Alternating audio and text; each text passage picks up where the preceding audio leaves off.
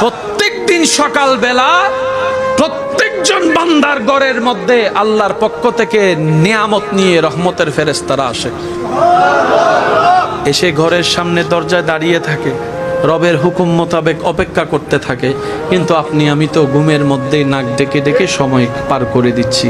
নির্দিষ্ট সময় থাকার পরে সে ফেরেশতা রবকে বলে, ইয়া রব, কার জন্য তুমি রহমত পাঠাইলা সে তো রহমত নিতে আগ্রহ দেখাচ্ছে না, কার জন্য তুমি দয়া করে নিয়ামত পাঠালা সে তো নিয়ামত নিতেও রাজি না, ঘরের দরজাটা পর্যন্ত খুলতেছে না, ঘরের দরজা পর্যন্ত খুলছে না, সে লাপের মধ্যে শুয়ে আছে, সে এরকম বিছনায় শুয়ে আছে, আজানটা দিয়ে তাকে তুমি স্মরণ করে দিয়েছো সে ভুলে যাবে বলে, তারপরও সে আসতেছে না।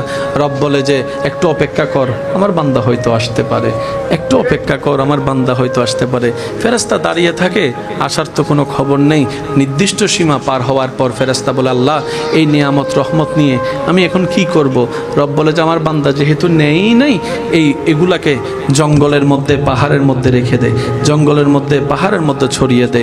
সেই কারণেই জঙ্গলে পাহাড়ে দেখবেন কোনো মানুষ ছাড়াই গাছেরও অভাব নাই, ফলেরও অভাব নাই, যত্নকারী কেউ নাই, কিন্তু ফল ফলাদির কোনো অভাব নাই।